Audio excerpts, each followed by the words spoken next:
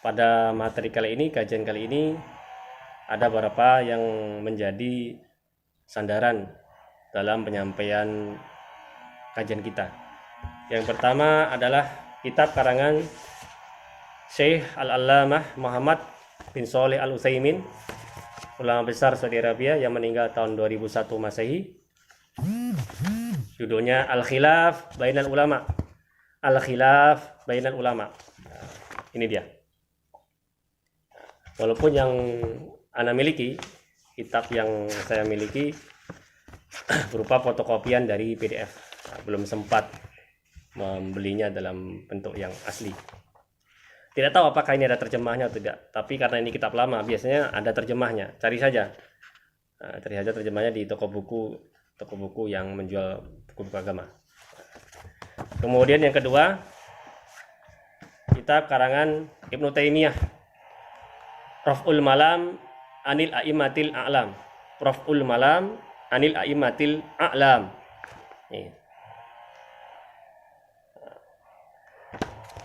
Artinya mengangkat atau menghilangkan cacian kepada para ulama besar.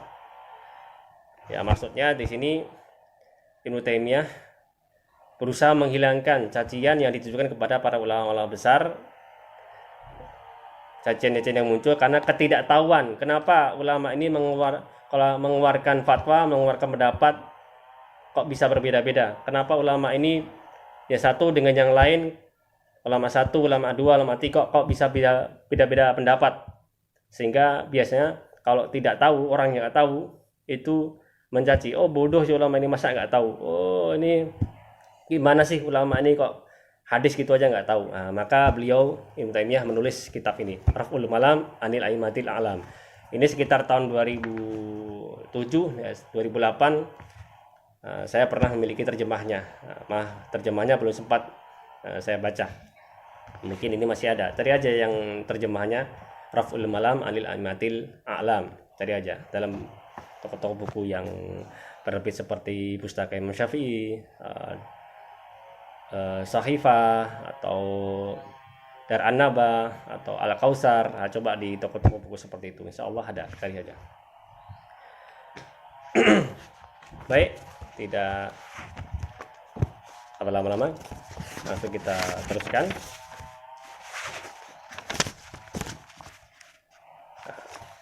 Jadi setelah, tapi ada hal yang terlupakan. Muncul pertanyaan biasanya, kenapa sih kok bisa berbeda-beda ulama ini dalam berpendapat? Kan kitabnya satu, Al-Quran. Kemudian hadisnya satu, hadis Nabi Muhammad. Kok bisa berbeda-beda? Nah, berarti malah ketika berpegang dengan Quran, dengan hadis, malah kita berpecah, gak bersatu. Ini bagaimana sebenarnya? Nah, saya kasih permisalan. Misalnya begini. Ini ada apa namanya ini? Pasta gigi. Pasta gigi. Yang mereknya Pepsodent, yang herbal ini. Ini jumlahnya berapa? Sepakat pasti orang yang normal, yang sehat, satu, ya kan? Semua pasti satu, gak mungkin dua. Terus kita tanya, bentuknya bagaimana? Ada yang mengatakan persegi panjang yang memanjang, atas lebih panjang, bawah panjang, kanan kiri lebarnya, begitu. Itu kalau dari depan. Kalau dari sini beda lagi kan bentuknya. Yang kanan kiri panjang, yang atas pendek, bawah pendek. Kalau begini beda lagi kan. Berarti ada berapa? Satu, ya kan? Dua, tiga. Tiga, betul. Oh, banyak. Ini kalau dilihat dari ujung sini berarti apa? Runcing. Kalau dilihat dari ujung sini, kalau lihat dari sini, nah, kan banyak kan?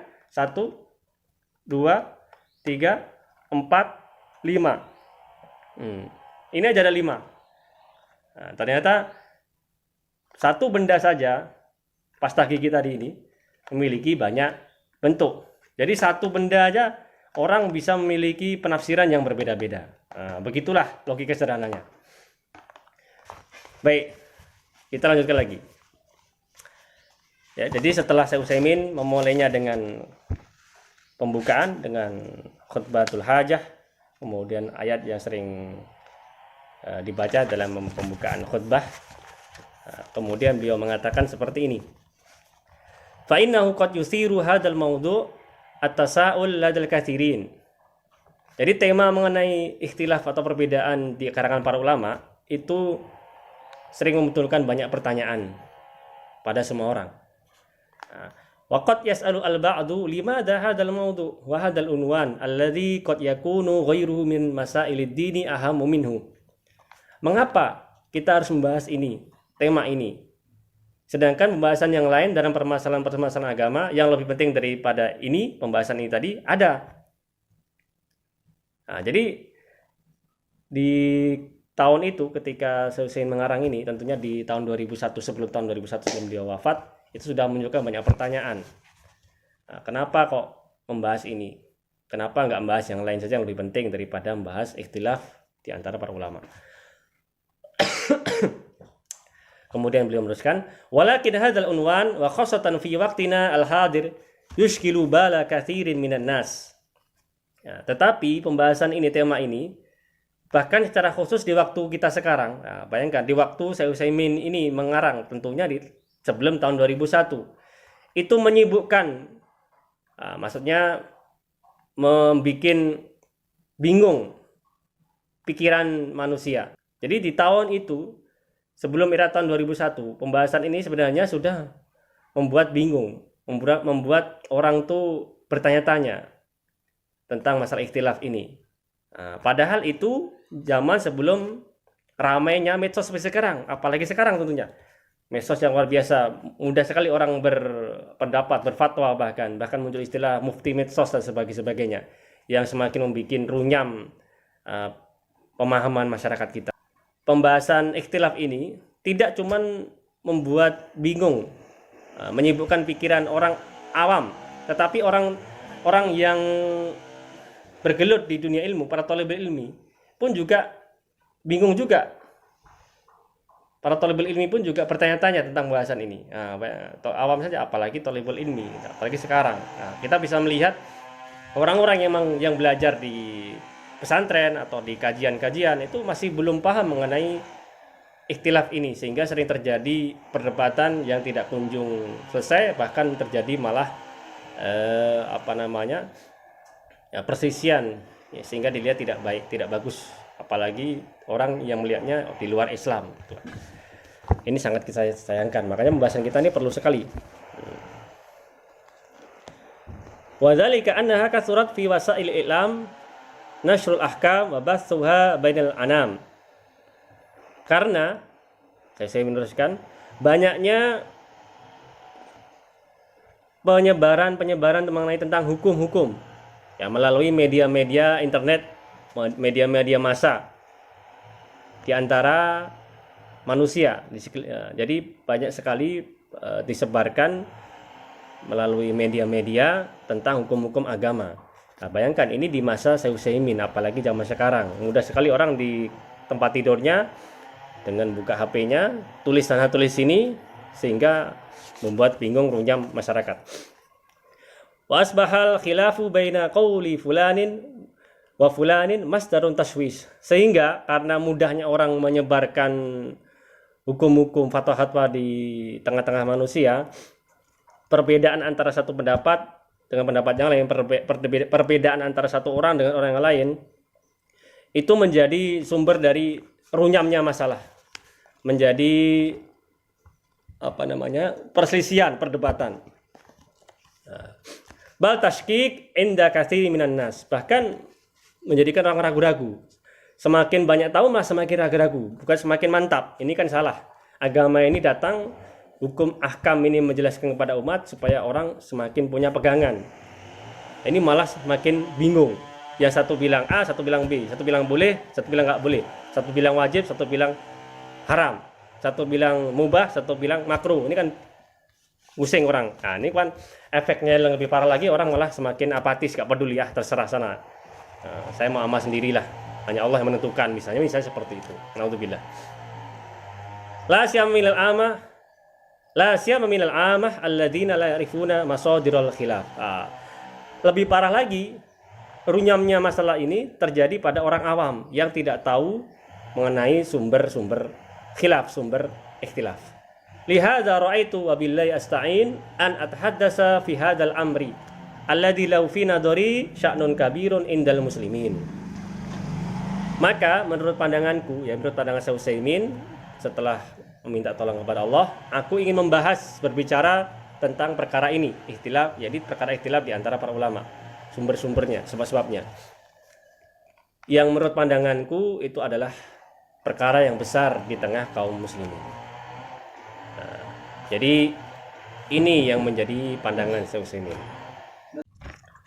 Assalamualaikum warahmatullahi wabarakatuh. Alhamdulillahi wa kafa, wassalatu wassalamu ala ibadil ladzina istofa, wa ba'du. Segala puji bagi Allah yang berikan kita kesehatan, kesempatan, sehingga pada video yang kedua ini kita bisa meneruskan pembahasan materi kita, yakni al-khilaf bainal ulama. Masih yang menjadi pondasi pijakan kita dalam materi ini adalah kitab tulisan Syekh Utsaimin rahimahullah, al-khilaf bainal ulama, perbedaan di antara para ulama. Serba sedikit sudah kita sampaikan secara singkat atau secara sekilas, walaupun mungkin secara serampangan, mengapa Syekh Utsaimin memilih tema ini dalam kitab beliau, mengapa tidak tema-tema yang lain. Mungkin bisa diulang lagi kalau lupa. Baik, supaya tidak terlalu lama, kita teruskan. Jadi Syekh Utsaimin meneruskan dalam kitabnya, beliau mengatakan, inna min nikmatillahi tabaraka wa ta'ala ala hadhil ummati annal khilafa bainaha lam yakun fi usuli diniha wa masadirihi al-asilah wa inna ma kana al-khilafu fi asya' la tamussu wahdatal muslimin al-haqiqiyah wa huwa amrun la budda ayyakun. Bahwasanya nikmat Allah tabaraka wa ta'ala kepada umat ini yang dianugerahkan, yakni ikhtilaf atau khilaf di antara kaum muslimin satu dengan yang lain tidak terjadi pada usul atau pondasi dasar agama mereka, tidak terjadi pada sumber hukum mereka. Sumber hukum kita Al-Quran, hadis. Jadi tidak terjadi di dalam Al-Quran, tidak terjadi di dalam hadis itu. Karena yang kita pakai semua Quran sama juga, hadis sama juga. Nah, yang terjadi adalah penafsiran, tafsir dalam Quran itu. Yang terjadi adalah penafsiran dalam hadis, syarah dalam hadis itu. Nah, misalnya begini jelasnya. Perbedaan antara penafsiran, misalnya ini tafsir Al-Quran Al-Azim tulisan Ibnu Katsir, kemudian penafsiran dari Al-Qurtubi Al-Jami' li Ahkamil Quran, kemudian tafsirnya Syekh Nawawi Al-Bantani Marah Labid yang pernah menjadi pengajar di Masjidil Haram, meninggal tahun 1897, yang menjadi salah satu gurunya Kiai Haji Hasyim Asy'ari, pendiri NU. Kemudian tafsir yang kontemporer Syekh As-Sa'di, gurunya Syekh Utsaimin, Taisir Al-Karim Ar-Rahman. Nah, tafsirnya banyak memang, tapi yang perbedaan yang terjadi adalah penafsirannya saja. Sedangkan Qur'annya sama juga, sama Qur'an yang dipakai dari dulu sampai sekarang, zaman Nabi Muhammad sampai sekarang, nggak ada perbedaan. Nah, itu. Kemudian misalnya ini ada hadis riwayat tulisan Imam Bukhari. Di mana-mana seluruh dunia Bukhari sama juga isinya. Lafadznya sama, teksnya. Tetapi yang beda apa? Penafsirannya. Kalau yang saya punya ini di sini adalah tafsirnya Imam Hajar Al-Asqalani, Fathul Bari ya dikenal ini. Tapi banyak sekali tafsir-tafsir yang lain yang menafsirkan Bukhari ini. Di antaranya ada Irsyadus Syari misalnya. Dan yang lain-lain lagi. Banyak. Tapi Bukhari sama juga, nggak ada perbedaan. Begitu yang maksud. Jadi perbedaan adalah dalam segi penafsiran, pemahaman. Kemudian Quran ya beda lagi tafsir, selain tafsir juga terjemahnya. Ya, perbedaan bahasa. Di bahasa Indonesia beda lagi, kemudian bahasa Inggris atau bahasa-bahasa yang lain. Kemudian ketika diterjemahkan ke bahasa daerah berbeda-beda lagi. Tapi Quran itu juga sama, nggak ada perbedaan antara Quran yang bahasa Arab kita baca sekarang dengan Quran yang diturunkan kepada Nabi Muhammad kemudian dibaca para sahabatnya, nggak ada perbedaan. Sedangkan umat lain, umat Kristen misalnya, mereka memiliki sejumlah perbedaan dari segi pondasinya. Satu versi Injil atau Bible dengan versi yang lain memiliki perbedaan. Misalnya King James Version misalnya, King James Version, yaitu yang sering disampaikan oleh Ahmad Deedat misalnya dalam ceramah-ceramahnya. Itu memiliki perbedaan dengan Injil versi yang lain. Ingat, versi bukan terjemahnya, tapi versi Injil itu beda-beda. Ya lebih jelas lagi buka saja video-videonya Ahmad Deedat atau Zakir Naik misalnya. Nanti kalau ada videonya atau artikelnya Ana kirim di grup. Baik. Jadi seperti itu. Dan sebenarnya perbedaan itu yang terjadi di kalangan muslim, yang perbedaan bukan usul tadi, bukan pondasi, itu tidak sampai merusak persatuan umat Islam. Dan itu yang terjadi di kalangan para sahabat. Nah, di kesempatan lain yang kita bicarakan, bagaimana para sahabat itu walaupun dengan ikhtilaf perbedaan atau juga terjadi di kalangan ulama, tapi mereka tetap bersatu, tetap solid. Dan itu yang kita harapkan. Tahu ikhtilaf ini bukan semakin kita makin berpecah. Tahu ikhtilaf ini semakin kita bersatu, semakin kita bisa memahami. Bahasanya ikhtilaf ini memang harus terjadi. Perbedaan penafsiran, perbedaan pemahaman itu memang harus terjadi. Itu sudah memang seperti itu.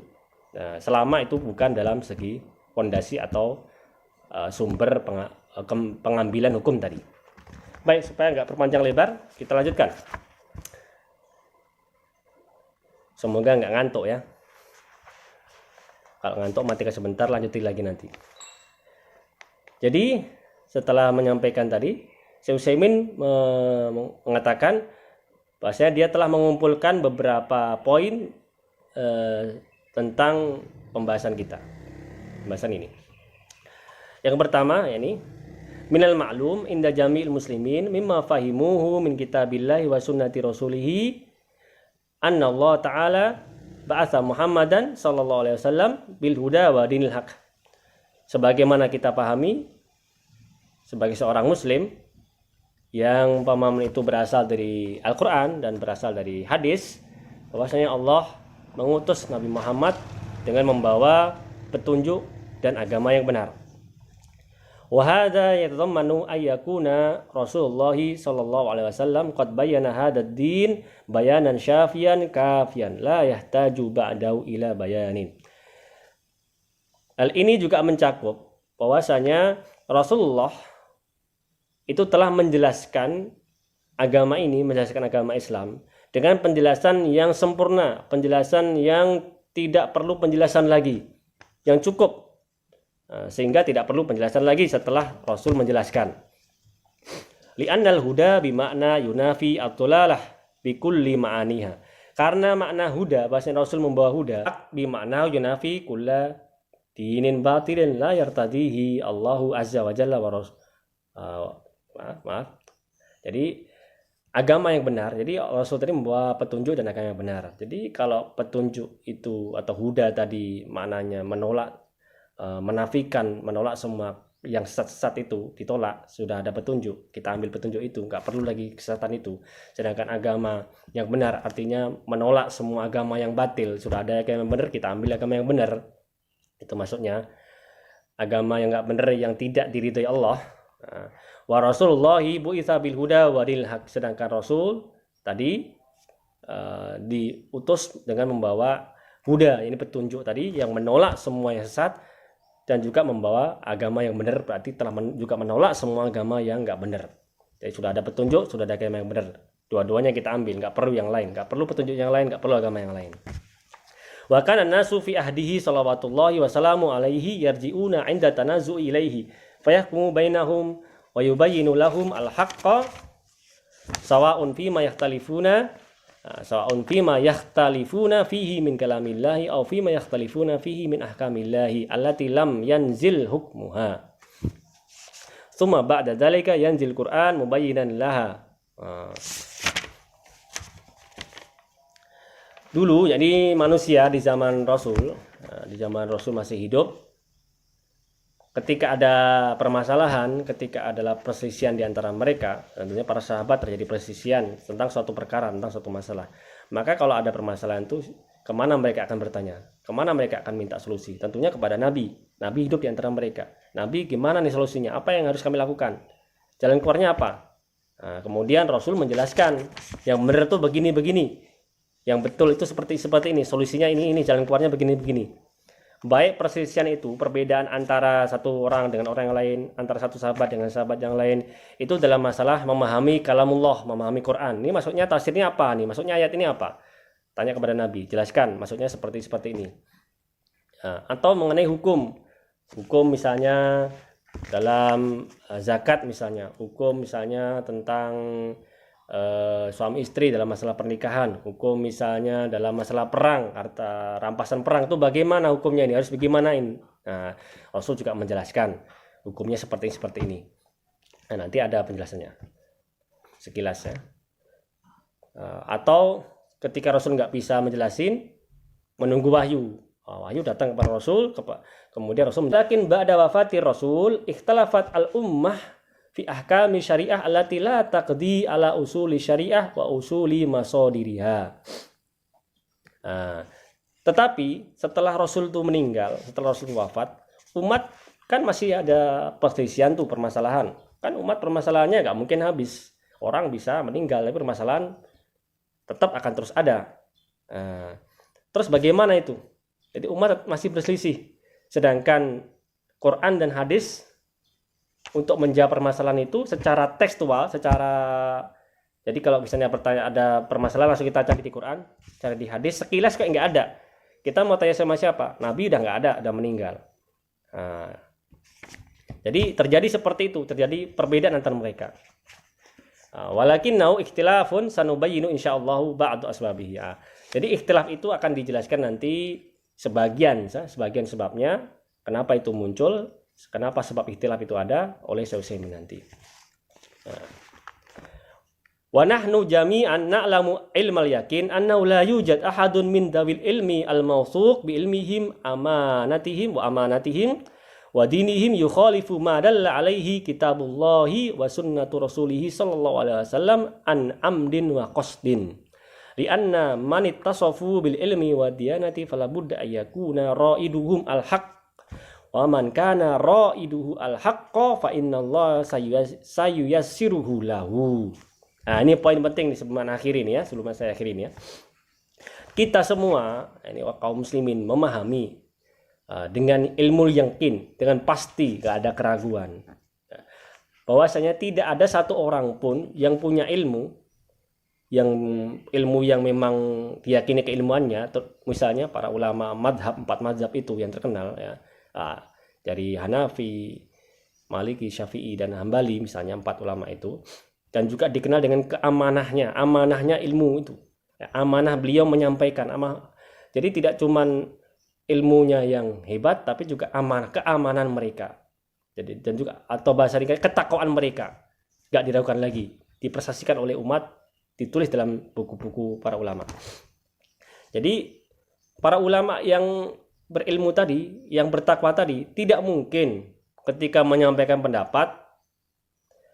pendapatnya itu bertentangan dengan niat menentang apa yang ada di kitab Allah, Quran, apa yang ada dalam hadis Nabi. Nggak ada dengan niat sengaja, dengan niat memang sengaja bermaksud menentang hukum Allah. Nah, hukum Allah itu kemudian Rasul menjelaskan hukumnya yang turun Allah seperti ini.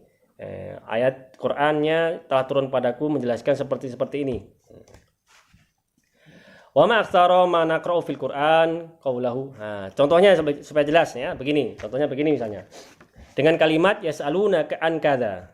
Ya, ketika para sahabat itu atau orang-orang di sekitar Nabi bertanya kepada Nabi, yas'alunaka an kada. Jadi mereka bertanya kepadamu Muhammad. Mereka yas'aluna, mereka ini bertanya kepadamu Muhammad tentang permasalahan ini. Kemudian Allah menjawab. Nah, contohnya misalnya begini.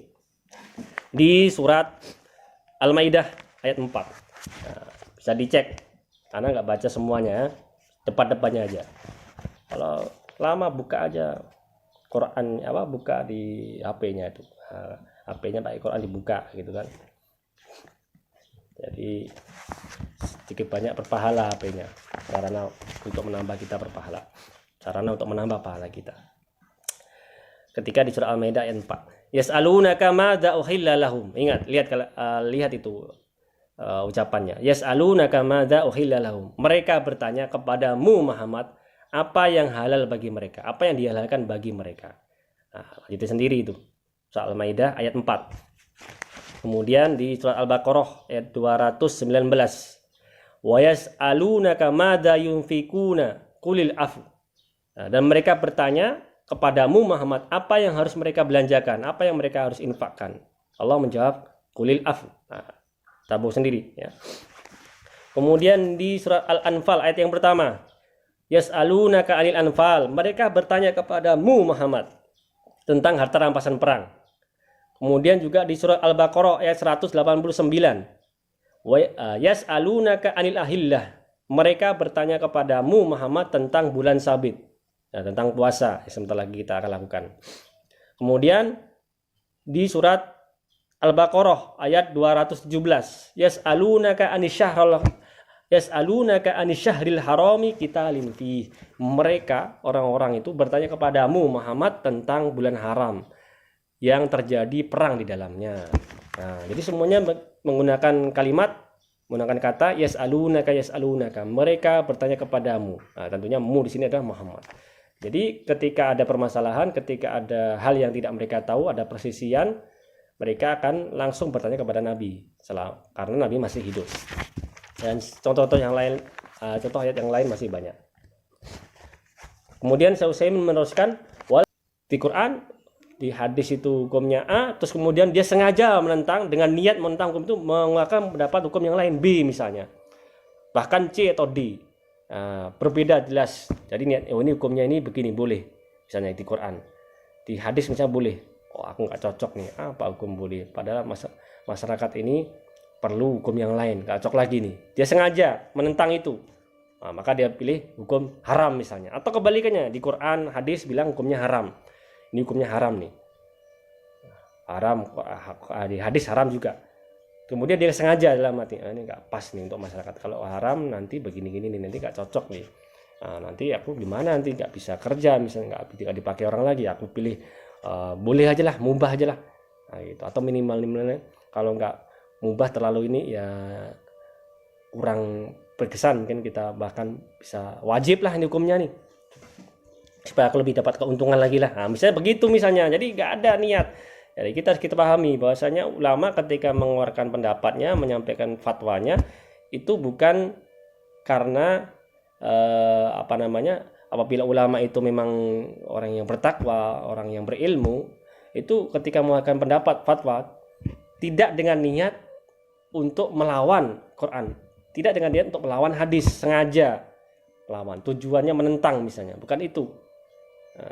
Karena seorang itu yang mempunyai sifat ilmu dan mempunyai sifat ketakwa, maka yang menjadi pembimbingnya, ra'iduhum, yang menjadi pembimbing mereka itu adalah kebenaran, bukan nafsu, bukan hawa nafsu itu. Itu harus kita pahami. Maka ketika yang membimbing seseorang itu, yang membimbing ulama itu adalah kebenaran, yang menjadi tujuan dia adalah kebenaran, maka Allah akan memudahkan dia dalam berpendapat, memudahkan dia dalam menyelesaikan masalah. Itu yang kita pahami. Apa poinnya? Bahwasanya ulama, seorang alim ketika berpendapat, mengeluarkan pendapatnya, menulis dalam kitabnya, ya kan? Itu bukanlah dengan tujuan untuk melawan atau menentang apa yang ada dalam Al-Quran, apa dalam hadis. Sengaja menentang, sengaja melawan. Ringkasnya husnudzon, dah. Jadi kita pasti berhusnudzon Kalau sama muslim aja yang kita satu level, satu angkatan, satu alumni gitu kan, yang kita aja khusnudon, pasti marah lah kita tiba-tiba belum ngapa-ngapain sudah khusnudon, suudon dulu misalnya. Sudah mempersangka buruk pada orang lain. Tentu kan gak tepat sikap seperti ini.